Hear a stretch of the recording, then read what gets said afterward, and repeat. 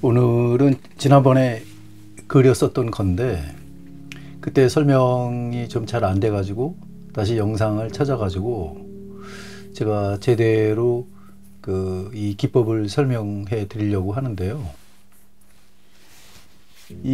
제가 지금 쓰고 있는 그 바닥 백드롭 한 게 모델링 페이스트거든요.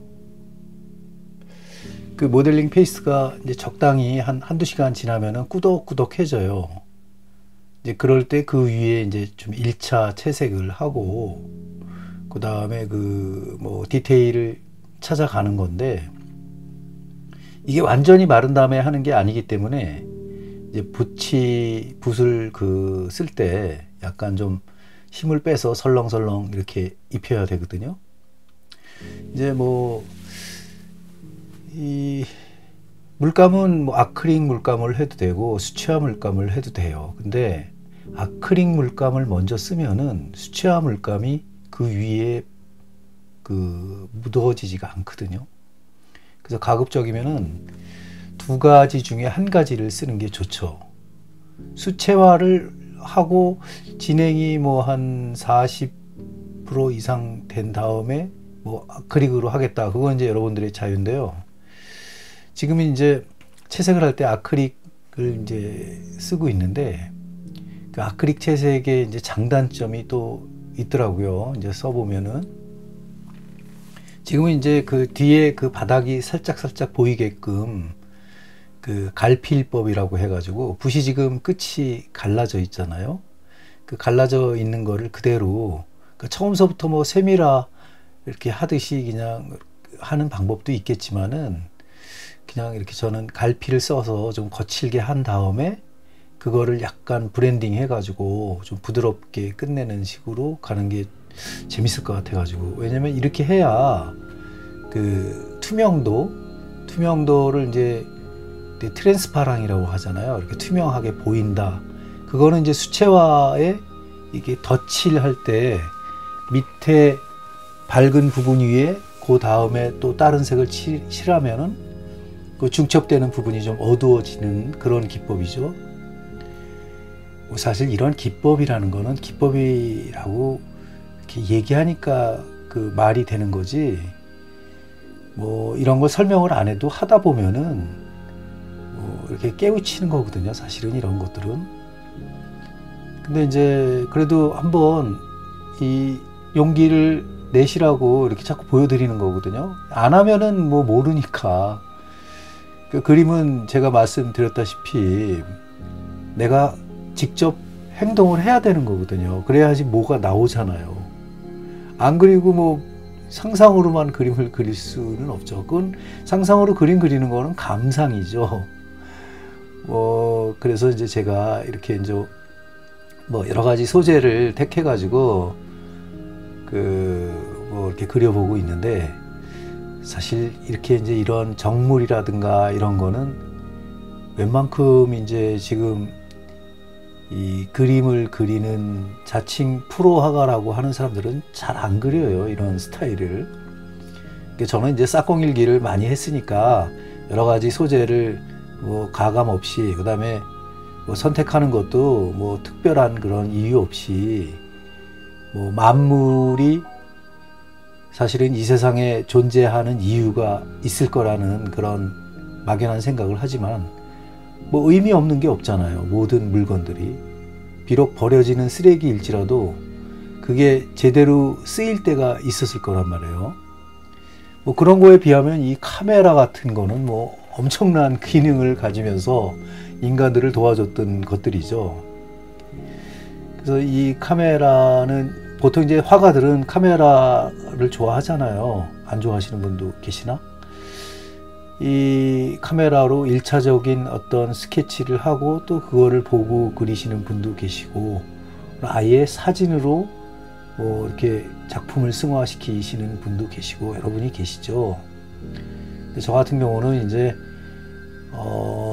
어떤 식으로 많이 사용을 하냐면은, 이 원근은 물론 원근이고 이 디테일 부분 같은 거는 사진으로 찍어서 그거를 확대를 해가지고 그 부분을 갖다가 좀 볼 필요가 있을 때가 많더라고요. 그러니까 이 풍경화를 하더라도 풍경의 어떤 그 디테일한 부분이 필요한 그 과도하게 밀집된 어떤 부분들, 뭐 가령 자전거가 있는데 자전거의 그 살 같은 거, 그다음에 페달 같은 거 이런 거에 이제 무늬가 있잖아요. 그런 거는 이렇게 찍어 놓으면 잘 안 보인다고. 그럼 그걸 확대해 가지고 찍어서 나중에 디테일한 부분을 뭐 이렇게 좀 다시 해보겠다 이렇게 했을 때 이제 쓰거든요. 오늘도 여지없이 제가 말을 버벅거리네요.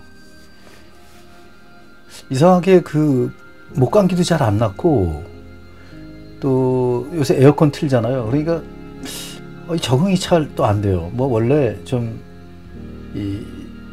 젊었을 때도 그런 경향이 있었지만은 요새 조금 더 심하네요. 뭐 여러분들한테 최상의 조건으로 말씀드려야 되는데 죄송하게 생각하고요. 컨디션 빨리 찾도록 노력해 보겠습니다. 어제 38도까지 올라갔었죠. 정말 대단했었죠.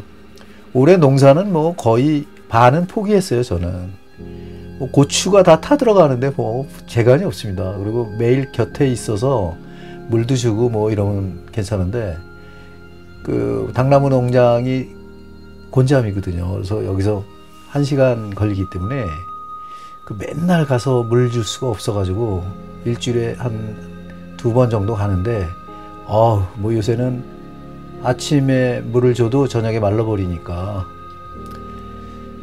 뭐 그림도 마찬가지예요. 어제 제가 살짝 설명은 드렸지만은 그림도 너무 빨리 마르기 때문에 지금 약간의 그 지연제를 지금 섞어서 쓰는 게 좋거든요.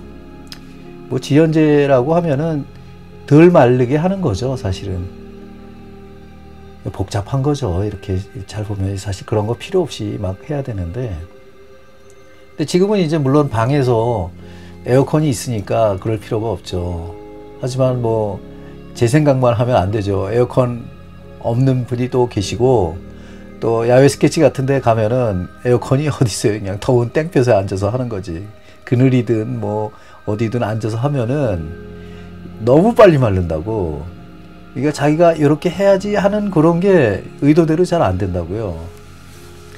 그런 걸 말씀드리는 거고, 지금 제가 칠하는 거는 이제 아크릴 과슈인데, 아크릴 과슈라고 하면은 몇 가지가 있더라고요. 아크릴 과슈도 약간 스프레이용, 그러니까 에어브러쉬용도 있고, 그다음에 과슈 하면은 이제 수채화 물감처럼 이렇게 얇게 펴서 바르는 그 액체로 만든 그런 거를 하잖아요. 그러니까 보통 아크릴을 짜보면은 끈덕끈덕하게 이렇게 구덕구덕 하잖아요. 근데 아크릴 과슈 제품들은 물기가 좀 많은 거죠. 이제 그런 게 다른 건데, 가급적이면은 아크릴 과슈라고 써 있는 거를 살 때는 제가 좀 써보니까 조금 좋은 걸 써야 될 것 같아요. 제가 추천드리는 거는 이제 좀 너무 싼 거 쓰지 말고, 뭐 이거 양은 한번 사면은 굉장히 오래 써요. 그렇기 때문에 그런 걸 사시기 바라고요. 지금 제가 채색하는 저런 보면 어떤 부분은 말라 있고 어떤 부분은 젖어 있고 그렇거든요. 저게 이제 백드롭을 하고 나면은 지금 저 상태에서 이렇게 잘 보면은 어떤 데는 밑에 있는 바닥이 좀 약간 뭉개지는 듯한 느낌이 나오거든요. 그거는 일부러 이제 내가 힘을 주면은 그 사이에 선이 터치가 생기거든요. 젖어 있으면 밑에가. 그러니까 이제 유화로 한다거나 아크릴의 원액을 바를 때는 뭐 디지털 붓이나 이런 게 이제 힘을 줘가지고 갈라지는 느낌 때문에 자죽이 남는 거거든요. 근데 지금 이 상태에서 이렇게 과슈화식으로 그림을 그릴 때는 터치보다는 물감이 자꾸 겹쳐지면서 나는 거를 터치라고 이렇게 다들 말을 할 수가 있겠는데, 이 모델링 페이스트가 젖어 있는 상태에서 저렇게 힘을 주게 되면은 거기가 패여 들어간다고.